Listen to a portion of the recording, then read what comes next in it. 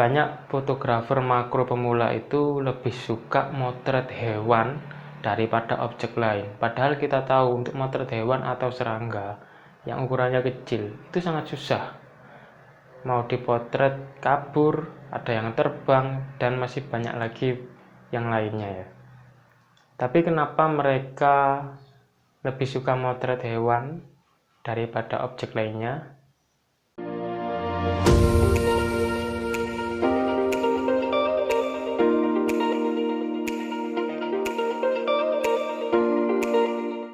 Halo semuanya, jumpa lagi di channel Pangeran Selamat, channel yang bahas tentang fotografi pakai HP. Kali ini saya pengen membahas fenomena yang cukup unik yang ada di fotografi makro ya. Dan ini saya temukan, saya amati selama beberapa tahun di beberapa grup Facebook ya. Nah, fenomenanya seperti ini. Banyak para fotografer makro, entah itu pemula atau yang sudah ahli, itu lebih suka motret hewan atau serangga daripada objek lainnya. Padahal objek foto makro itu nggak melulu tentang serangga, tentang hewan. Ada benda-benda mati yang bisa dipakai juga gitu. Atau objek-objek lainnya yang menarik juga bisa gitu. Nah, kenapa sih mereka lebih suka motret hewan daripada objek-objek lainnya ya? Padahal motret hewan itu sulit. Kenapa seperti itu? Karena saya sudah ngalamin, karena saya seorang fotografer makro juga. Ketika mau motret hewan, ketika kita mau mendekati objeknya, serangganya, itu biasanya ada yang kabur, kemudian ada yang lari, ada yang terbang. Nah, kita harus mengejar-ngejar hewan tersebut. Nah, itu kan sangat sulit. Kecuali mereka-mereka yang memang sudah terbiasa ya. Nah, ternyata ada beberapa alasan kenapa mereka lebih suka motret hewan daripada objek-objek lainnya ya.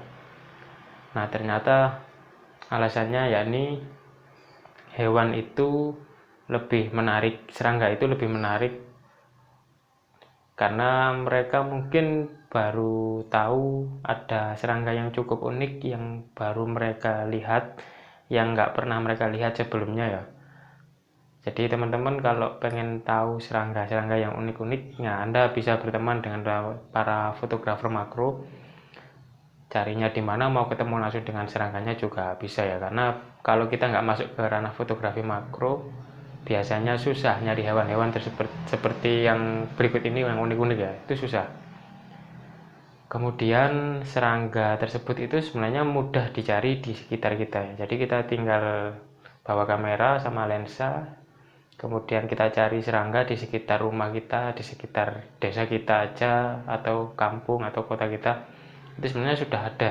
Jadi kita tinggal motret. Nah, mungkin inilah yang menjadi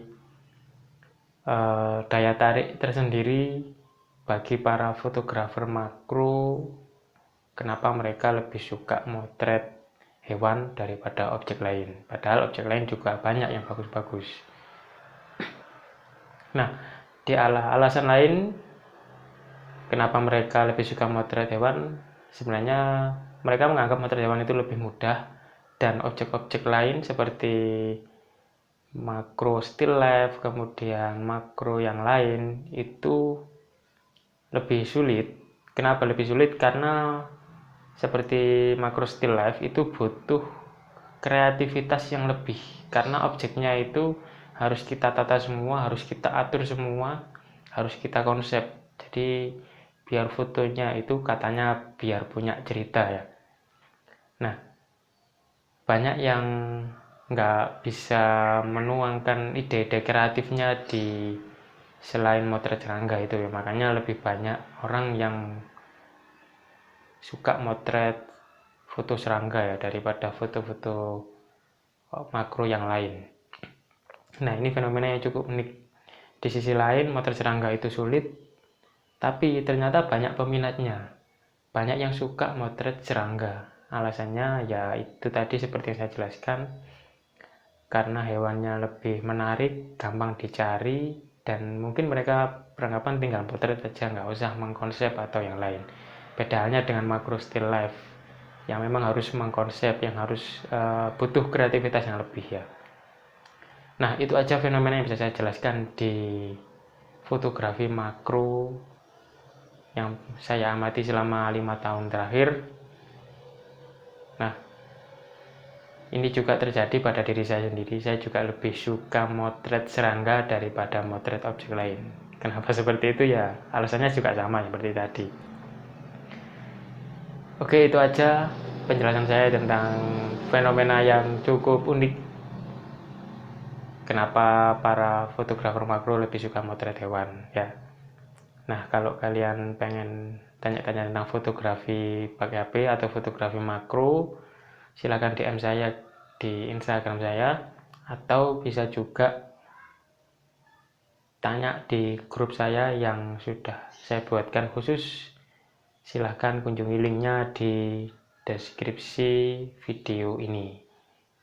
Oke, jangan lupa share video ini jika bermanfaat untuk teman-teman yang lain. Kalau kalian punya kritik dan saran, sampaikan juga ke saya, bisa lewat komentar, bisa lewat DM Instagram saya. Oke, sampai jumpa di video-video berikutnya.